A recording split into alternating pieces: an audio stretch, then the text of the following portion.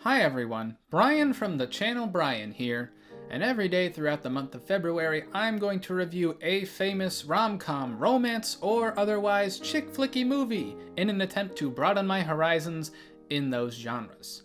And today I am looking at the Best Picture nominee, Four Weddings and a Funeral. People like to make fun of Forrest Gump for beating Pulp Fiction and Shawshank Redemption at the Oscars. Well, it beat this too. I guess the first thing I can say about Four Weddings and a Funeral is that it's very aptly named. There are 4 weddings and 1 funeral in the movie. Not much else. Even if you hate 4 Weddings and a Funeral, you'll always know exactly how far along you are.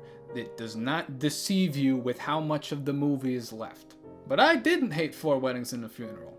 I kinda liked it.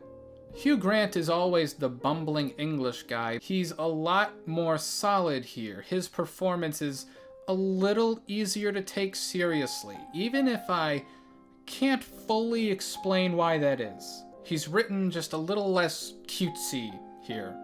It's a very straightforward movie and straightforward story. Hugh Grant is a guy who's a bachelor and not super into the idea of falling in love right now, but then he meets Andie MacDowell, who's a little bit more of a wild card, a loose cannon, and falls head over heels for her. There's one person who doesn't want to surrender to love, and one person who's a free spirit, and they can't help but come together. It's a tale as old as time, you know? I think this is a movie of very simple charms. Hugh Grant and Andie MacDowell have good chemistry. The side characters are robust, varied, and entertaining. Everybody's gonna have their favorite supporting character, but mine was Scarlett.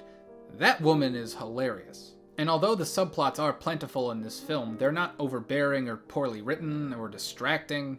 I think my favorite part of Four Weddings and a Funeral is that everybody seems like a real person. Quirky people exist in real life, and this movie does a great job at capturing that without being obnoxious. I call them simple pleasures, but in reality, these are the things that get us wrapped up in the story, that get us invested in the character dynamics.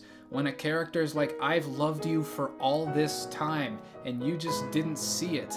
The connection to the character is the difference between it being super cheesy and actually feeling it. This is how movies work. When a person who's not a fan of romance or rom-coms finds something to like about one, it's usually something other than the operative elements there. It's not a perfect movie. I'm giving it a 7 out of 10 for now, but Four Weddings and a Funeral is exemplary in how to bring those operative elements of its genre to life in a way that anybody should be able to enjoy them.